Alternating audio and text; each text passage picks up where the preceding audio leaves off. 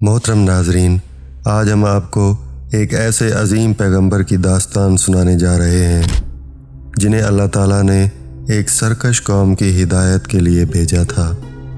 یہ قوم اللہ کے بجائے بتوں کی عبادت کرتی تھی، اپنی طاقت پر نازاں تھی اور اپنی سرکشی میں حد سے بڑھ چکی تھی۔ لیکن پھر ایک وقت آیا جب اللہ کا عذاب اس قوم پر نازل ہوا اور وہ صفحہ ہستی سے مٹ گئی۔ یہ کہانی ہے حضرت ہود علیہ السلام اور قوم عاد کی۔ بسم اللہ الرحمن الرحیم۔ السلام علیکم ناظرین، اللہ سے دعا ہے کہ اللہ آپ کی زندگیوں میں آسانیاں پیدا کرے۔ لاکھوں کروڑوں درود و سلام نبی کریم صلی اللہ علیہ وآلہ وسلم کی ذات اقدس پر۔ ناظرین، قوم عاد ایک بہت ہی طاقتور اور مالدار قوم تھی جو موجودہ یمن اور عمان کے علاقوں میں آباد تھی۔ ان کے شہر کا نام احقاف تھا اور وہ اپنی شاندار عمارتوں اور طاقتور جسمانی ساخت کے لیے مشہور تھے۔ وہ دنیا کی سب سے زیادہ خوشحال قوموں میں شمار ہوتے تھے، لیکن ان کا سب سے بڑا مسئلہ یہ تھا کہ وہ اللہ کو بھول چکے تھے اور بتوں کی پوجا کرنے لگے تھے۔ یہ لوگ خود کو ناقابل شکست سمجھتے تھے اور اپنی طاقت پر غرور کرتے تھے۔ ان کے درمیان ایک نبی حضرت ہود علیہ السلام اللہ کی طرف سے مبعوث کیے گئے تاکہ انہیں سیدھے راستے کی طرف بلائیں۔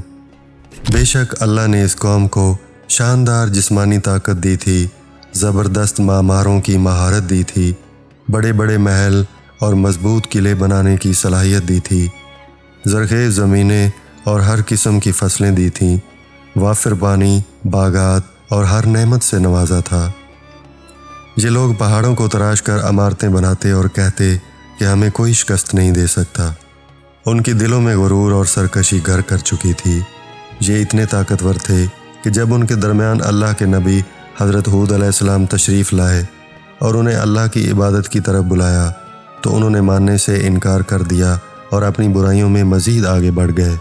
قوم عاد کا سب سے بڑا گناہ شرک تھا۔ یہ لوگ اللہ کے بجائے بتوں کی عبادت کرتے تھے اور سمجھتے تھے کہ یہی انہیں طاقت، عزت اور کامیابی دیتے ہیں۔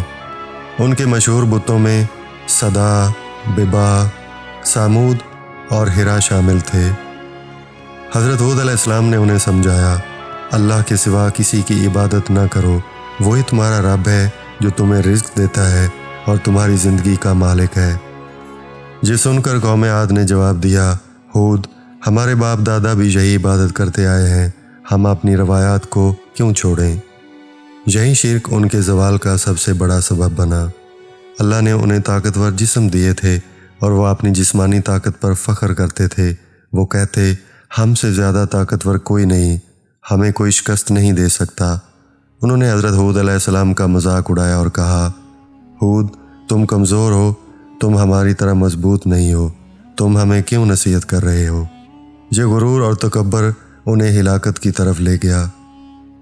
یہ لوگ انتہائی ظالم اور جابر تھے، کمزوروں پر ظلم کرتے تھے، یتیموں اور بیواؤں کا مال کھا جاتے، مظلوموں کی زمینیں چھین لیتے، جو ان کے خلاف بولتا اسے قتل کر دیتے۔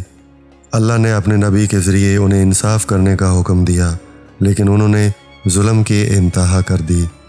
اللہ نے انہیں ہر نعمت دی تھی، لیکن انہوں نے اپنی دولت کو گناہوں پر خرچ کرنا شروع کر دیا۔ دن رات شراب نوشی کرتے، گانے بجانے اور ناچ رنگ کی محفلیں لگاتے، زنا اور بے حیائی عام ہو چکی تھی، خواہشات کی پیروی کرتے اور اللہ کے حکم کو بھول چکے تھے۔ جب حضرت ہود علیہ السلام نے انہیں روکا تو انہوں نے کہا، ہم اپنی زندگی اپنی مرضی سے گزاریں گے، ہمیں کوئی روکنے والا نہیں۔ وہ کاروبار میں دھوکہ دہی کرتے، ناپ تول میں کمی کرتے، جھوٹ بول کر تجارت کرتے، امانت میں خیانت کرتے۔ ان کی یہ سب برائیاں اللہ کے عذاب کو دعوت دے رہی تھیں۔ وہ حضرت ہود علیہ السلام سے کہتے، ہود، تم پاگل ہو، ہمیں کسی عذاب کا خوف نہیں۔ وہ کہتے، ہمیں تمہاری نصیحت نہیں چاہیے۔ اور وہ کہتے کہ اگر تم سچے ہو تو وہ عذاب لے آؤ جس کی تم ہمیں دھمکی دیتے ہو۔ یہ ان کی سب سے بڑی بدبختی تھی کہ انہوں نے خود اللہ کے عذاب کو پکارا تھا۔ اللہ نے پہلے انہیں قحط میں مبتلا کیا، بارش رک گئی، کھیت سوکھ گئے، پانی ختم ہونے لگا، لیکن وہ نہ سمجھے۔ پھر ایک دن سیاہ بادل آسمان پر چھا گئے تو قوم ہود خوش ہوئی اور بولی، یہ بادل بارش لے کر آیا ہے، اب ہماری زمین ہری ہو جائے گی۔ لیکن وہ نہیں جانتے تھے کہ یہ اللہ کا عذاب تھا۔ یہ کوئی عام بادل نہیں تھا بلکہ ایک خوفناک آندھی تھی جو 7 راتیں اور 8 دن مسلسل چلتی رہی۔ یہ آندھی اتنی طاقتور تھی کہ لوگوں کو زمین سے اٹھا کر آسمان میں لے جاتی اور سر کے بل زمین پر دے مارتی۔ ان کے زبردست محل زمین بوس ہو گئے تھے، پوری قوم ہلاک ہو چکی تھی۔ وہ ایسے بکھر گئے جیسے کھجور کے کھوکھلے تنے۔